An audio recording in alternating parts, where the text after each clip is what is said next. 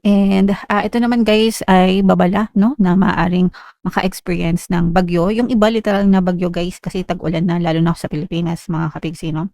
Tag-ulan na so habang, sa panahon na 'to, dadaan si bagyong, Inday, si Typhoon Bavi 'di ba na categorized as super typhoon. So, hindi natin alam kung ano yung, mararanasan natin and meron pa siyang kasunod na bagyo.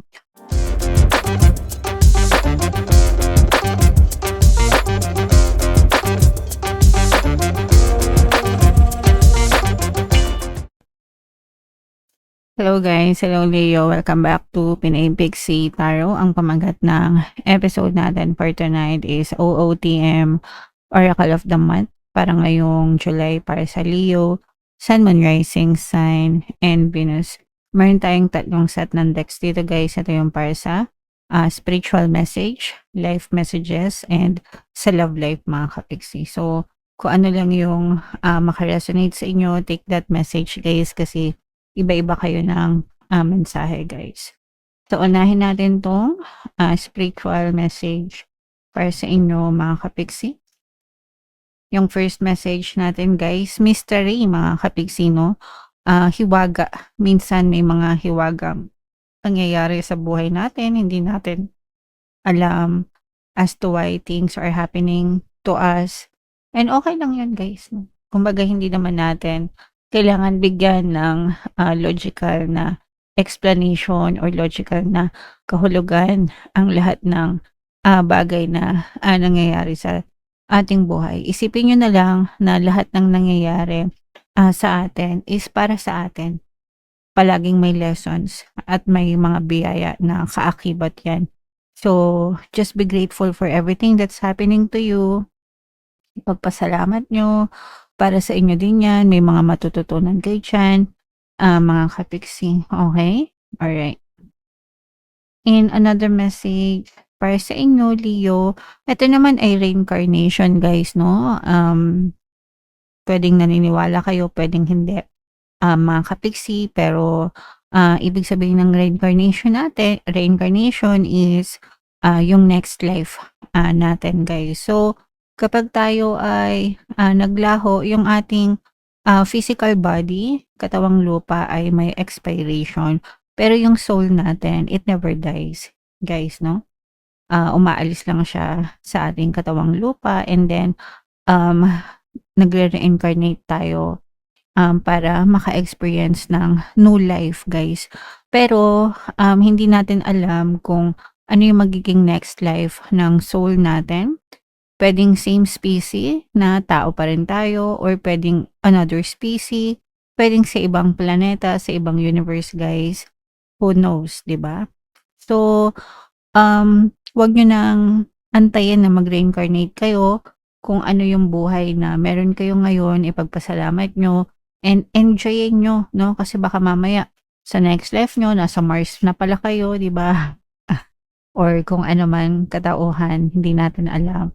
So, habang may pagkakataon kayo na enjoyin niyo yung buhay niyo right now, just enjoy it and be happy, mga kapiksi.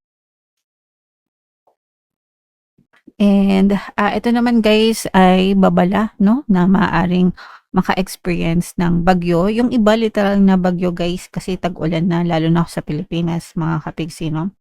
Tag-ulan na so habang, sa panahon na 'to, dadaan si bagyong, Inday, si Typhoon Bavi 'di ba na categorized as super typhoon. So, hindi natin alam kung ano yung, mararanasan natin and meron pa siyang kasunod na bagyo. Pero guys 'no, dahil panahon na naman ng tag-ulan, ingat-ingat na lang tayo mga kapiksi kahit nasaang bahagi man tayo ng, mundo. And for some of you naman, figuratively speaking, puwedeng may bagyo na, ibig sabihin ay may mga, pagsubok na maaari kayong, ma-experience, maranasan, sa buhay niyo, guys 'no. So, yun naman ay normal, guys, hindi pa naman katapusan ng mundo porket nagkakaproblema tayo. malalampasan niyo rin 'yan 'no, sabihin niyo lang, "This too shall pass." Lilipas din ito, magiging ma-okey din ako, guys, okey? Alright, so comment down below if naka-resonate kayo diyan. So ito naman ay sa live messages guys 'no.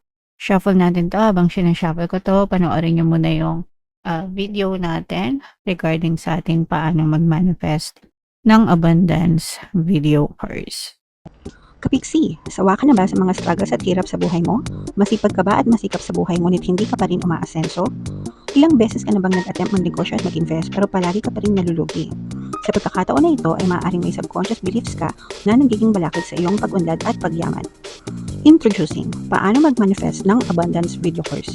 Dito ay matututunan mong ma-overcome ang mga balakid mo para tuluyan ka ng umunlad, umasenso, sumagana, maging matagumpay, successful at maswerte sa iyong kabuhayan, pera, trabaho, negosyo sa lapi at kaperahan ng bonggang-bongga.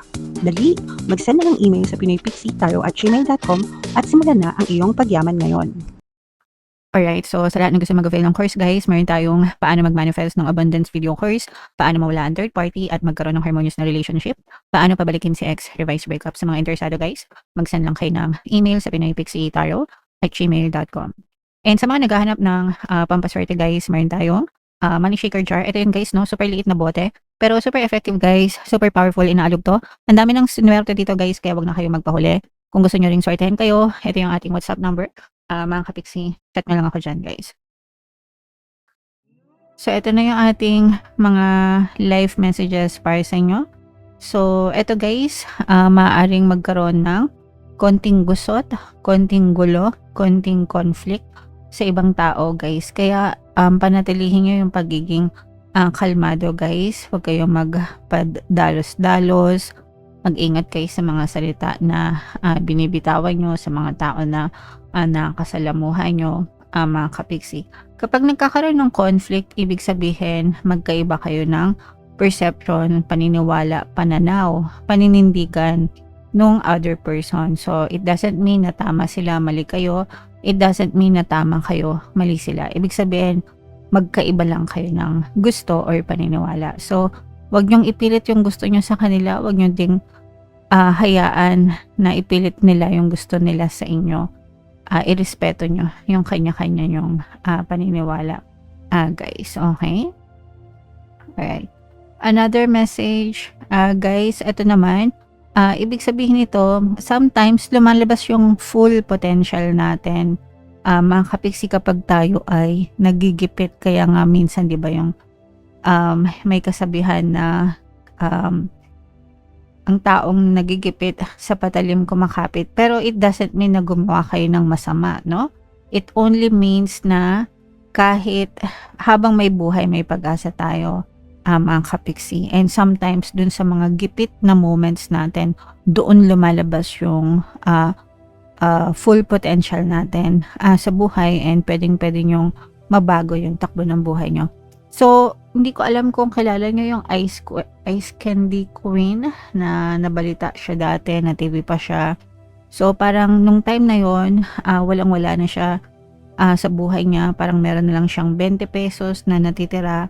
So, yung 20 pesos niya, ginawa niya ng ice candy, tapos binenta niya. And then, yung kinita niya, ginawa niya ulit na ice candy hanggang sa napalago niya yung ice candy niya. Nagkaroon pa siya ng factory. And ngayon guys, super yaman na nung tao na yun. So bukod dun sa ice candy niya, meron na rin siyang ibang business. So yun yung sinasabi ko, na gipit na gipit siya nung time na yun, pero hindi siya nag-give up, and nagawa niyang baguhin yung buhay niya. Okay, so kayo din guys, huwag kayong mawalan ng pag-asa. Huwag niyo nang antayin na magipit kayo para mabago nyo yung buhay nyo, mga kapiksi. Okay? Alright. And eto naman guys, no, may again, parang ito rin yan guys, may mga mystery na nangyayari sa buhay nyo. May mga hinahanap kayo ng mga tanong, no? Kasagutan pala. Kasagutan. May mga tanong kayo sa isip nyo. So kung gusto nyo magsaliksik kayo. Pero okay lang din na hindi, guys. Okay? So, this will not resonate with all, pero if you feel like the message for you, then that's for you guys. Okay? Alright. So, comment down below if naka-resonate kayo dyan. Ito naman ay sa love life, mga kapiksi. Kung ano lang yung maka-resonate, guys, take that message. So, eto guys, magre-resonate ito sa mga single, no? Ready na kayong makipag-date, ready na kayong lumabas-labas, meeting someone new. Guys, so okay lang yan. As long as yung mga dinidate nyo is mga single din. Huwag kayong makipag-date sa mga may sabit na. So, at saka minsan kasi, nabibiktima din kayo, hindi nyo alam na may mga jowa na rin pala sila. So, make sure na mag-due diligence kayo, mga kapiksi. Lalo na kapag kayong mga online lang, guys, no? Mahirap kasi hindi nyo talaga kilala yung tao, guys. Okay? And another message, ito naman ay simula, no? Something new sa relationship. Pwedeng nagsisimula kayong, let's say, situationship, magiging relationship kanyan, o kaya friends, magiging magjowa, or for some of you naman, pwedeng